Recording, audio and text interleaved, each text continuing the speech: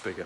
The Honourable David Cunliffe. Mr Speaker, I rise to take a brief call in support of the Canterbury Property Boundaries and Related Matters Bill, and doing so as Labour's Land Information spokesperson. It's a role that I'm relatively new to, and therefore I was not in attendance during the Select Committee hearings on the bill. However, we are in possession of a very useful committee report, so I acknowledge the Chair and all members of the committee who have contributed to that. Mr Speaker, like the member who's just resumed his seat, I have a connection with Canterbury. In my case, I grew up in South Canterbury, in the beautiful little town of Pleasant Point. And for a teenager growing up in the Point, Timaru was the sort of big smoke and Christchurch was the really big smoke. And that road has been travelled many times, and I have a particular affection for Christchurch, and still do.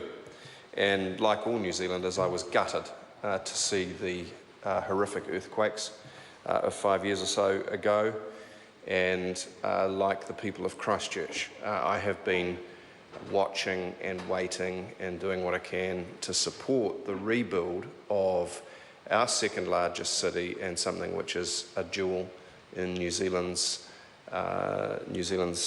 array of urban living. Canterbury people that I speak to say they just want to move on. It's been so long, and they want the remaining hurdles to being able to get on and settle down and live a normal life to be behind them. And they cannot understand why it has taken as long as it has to rebuild the CBD, to get the infrastructure in place, to get final agreement on things like the conference centre. They've witnessed the argy-bargy between local and central government, but this is not a time for party politics. This is a time for focusing on this particular aspect of being able to move forward. So to drop down to the content of the bill, the issue is, of course, as others have noted, that some 11,000 properties have had their boundaries moved because the land has moved by 20 centimetres or more. That's significant. And if the boundary peg was in one place on a GPS, then it'll be in a different place after that movement.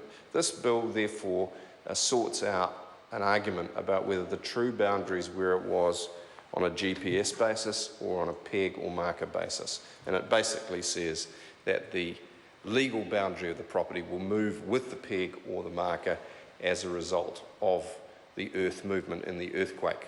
And that's a sensible, practical way to deal with this. However, there is no one-size-fits-all rule in a disaster of this magnitude. You can contemplate, for example, properties in the Sumner area, some of which ended up over a cliff because the ground fell away. So there's a case where this bill deals with things like landslips and provides now, I'm pleased to say, a dispute resolution mechanism whereby if there's an unintended consequence, people can get around a table and sort out so that we actually get a reasonable result for the people of Canterbury. This is, I think, an example of Parliament working cooperatively. It's no politics, no partisan politics in this bill.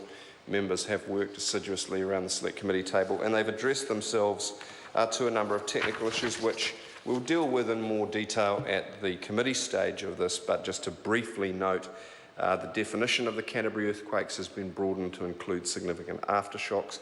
That's important because boundary movements continue to occur. Mechanisms to address title conflicts and dispute resolution, ways in which liability for earlier surveys and boundary definition can be sorted out, including cases of negligence and bad faith, clarifying that guidelines issued by the Surveyor General will have no legal status, and dealing with landslip situations. So I would like to acknowledge Scott Simpson, the Chair, and other members of the Select Committee on the Labour side, my colleagues Megan Woods, David Parker, and the team. So thank you, Mr Speaker, for this opportunity to contribute to this bill. We look forward to further discussion at the committee stage and send a message to the people of Canterbury that we stand with them, and we hope that this bill will enable them to get on with their lives as one remaining uncertainty is removed.